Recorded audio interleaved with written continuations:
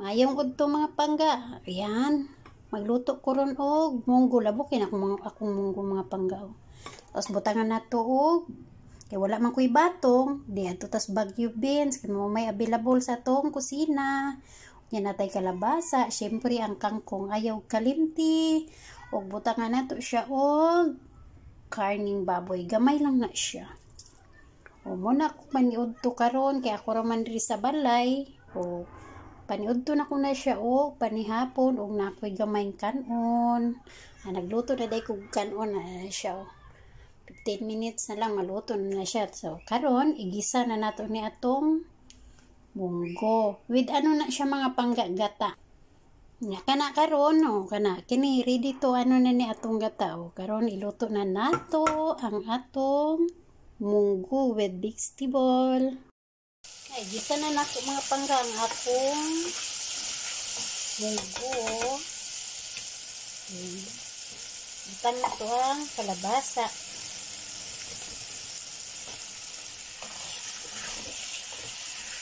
Natakam na ko sa akong kuan mga pangga gulay.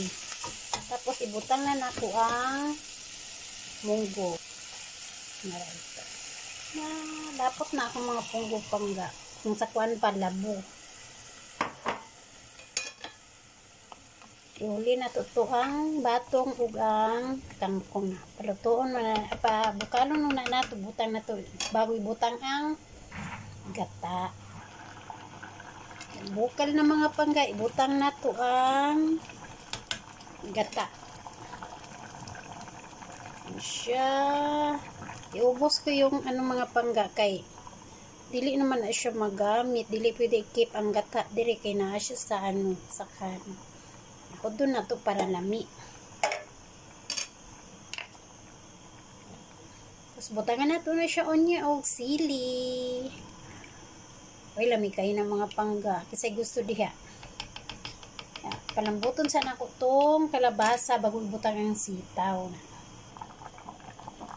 Nagkulo na siya. Ibutang na to atong sitaw. Baguio beans di ay dili na siya. Tapos ayan, sili natin pangga para mas sarap, maanghang-anghang. Tapos ilas na nato ang tangkong. Ang bango ng gata mga pangga. Ayan, lapot yan.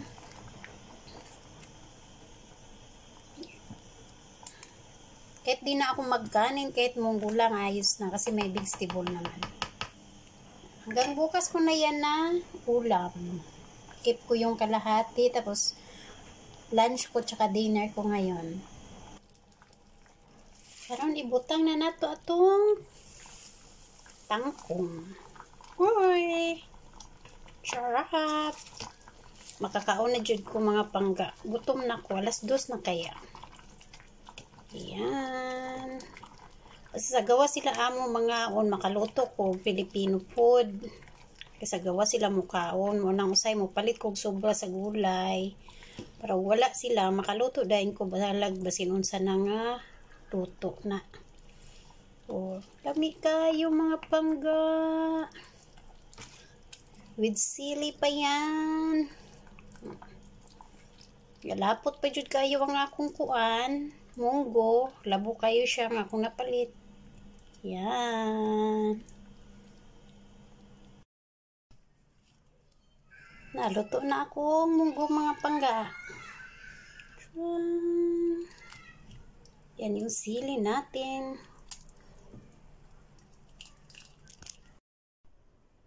Na makakahon na ang person mga pangga. Luto na ang akong munggo.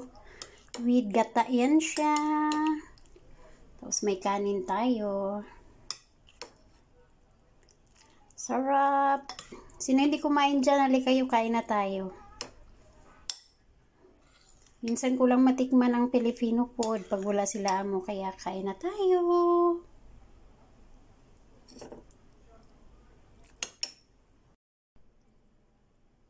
Kalami sa munggo. Yan. Kangkong, nilagyan ko kangkong, kalabasa sa Baguio beans kasi wala may batong. Available man ang Baguio beans kaya Tcharan! Merinda ta. Nagluto ko kuan. Kamuti Q.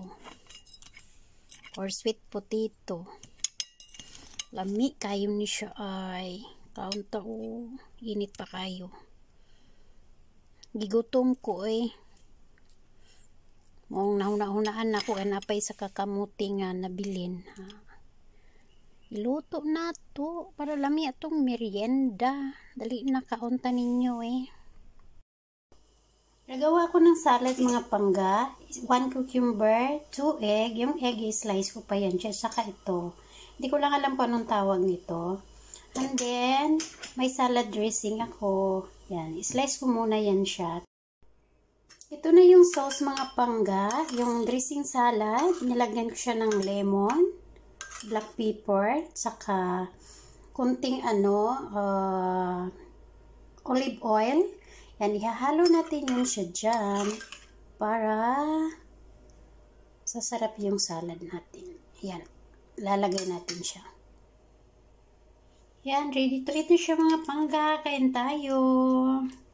Yan lang yung dinner natin ngayon.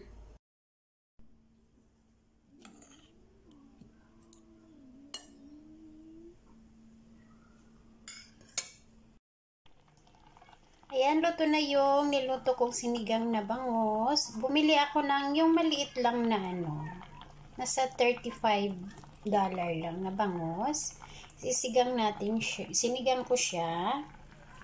Yan, ito yung ulam natin for lunch. Ayan, nilagyan ko siya ng kangkong, radish, hindi chili. Yan, kain tayo. Sino pa hindi kumain dyan? Tama lang yung asim. Yan, tapos dinamihan ko talaga siya ng gulay. Saka gusto ko humigop ng sabaw kasi malamig dito. Kain tayo. Kain tayo mga pangga. Gutom na ako. Yan, nagsigang ako ng kunting karne ng baboy. Yeah. Sobrang lamig kasi dito kaya nasabi ko parang natakamba ako sa maasim. Kaya nagsigang ako. Siyempre, don't forget the chili and patis. Kain tayo. Super gutom na ako. Ayan, musok-usok pa yung sinigang ko. Ayan, may tortang talong tayo. Isang talong yan. Then, may vegetable tayo. Yan lang yung dinner natin. Tapos, pag nagutom ako, may extra naman ako. Banana. Kain tayo mga pangga. Kain tayo. Yan mga pangga. Dahil malamig yung panahon, bumili ako ng fish. Ayan sinabawan ko siya, nilagyan ko ng kamatis, sibuyas, ginger, saka vegetable. Kalahati nito, papaksiw ko mamaya, para may ulam ako bukas. Yung paksiw na tuyo talaga siya. Yan, kain tayo mga pangga, sarap humigom ng sabaw yan. Musok-usok pa yung sabaw ko. Thank you Lord sa food. Sino pa ang hindi kumain dyan? Kain tayo. Dinner tayo. Sino pa hindi nag-dinner dyan? Ayan yung ulam natin is, yung buong chicken. Nilagay ko siya sa oven. And then may sitaw tayo with chili and minced pork para siyang adobo. And then syempre, may rice tayo. Yan, kain tayo mga pangga. Thank you Lord sa food. Sarap yan. Maanghang yan eh.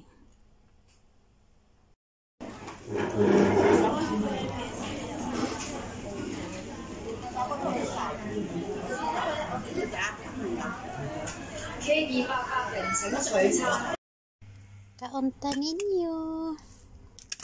Yan, pansit canton lang tayo na may vegetable. Tsaka chicken. Steam chicken to na natira. Ininit ko lang. Then may coffee natira ko kanina. Kain tayo. Kain tayo. Yan ang ulam ko for lunch ngayon is yan, spicy tuna. Yan, may kanin tayo. Yan na kasi yung madali kong madukot. Pero super sarap na yan sa akin. Kain tayo. Dinner na tayo. Ayan, nagsabaw ako ng isda. Super anghang yan. Nilagyan ko siya ng sili. Masarap yung maanghang kasi sobrang lamig dito ngayon. Kailangan nating humigop ng sabaw. Ayan, may kanin tayo. Medyo marami. Kasi hindi ako nag-lunch kanina. Dinner na diretso. Yan. Ay, sarap talaga ng sabaw mga pangga. Yung paghigop ba. Yan, kain tayo. Thank you Lord sa food. Excuse me. So,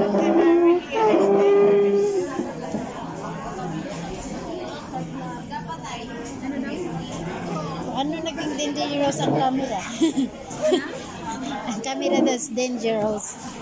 Paano naging dangerous ang camera? Ayan, nag-impinto na naman ako ng ulam ko. Ano itong mga pangga? Yan. Bicol Express tuna. Tapos, may ano ako dyan na sa ref. May pichay ako, may eggplant, then may radish. Ayan. Inano ko na lang siya. Ginisa ko muna yung sibuyas, kamatis, tsaka yung talong. And then, nilagyan ko ng Bicol Express. O, diba? Ulam na yun. 2 araw ko na itong ulam. 2 kainan. Super spicy pa siya. Embento ko lang to. Embento! Kain tayo. Yan. Luto na yan. Ulam natin for today is kinilaw na radish. Ayan siya. Radish, onion, ginger, chili, then tomato. And then may tuyo pa ako. Yan. Ititimpla ko pa siya ng vinegar. Ayan, natimpla ko na yung radish ko. Sino kumakain ng radish na kinilaw? Super anghang yan.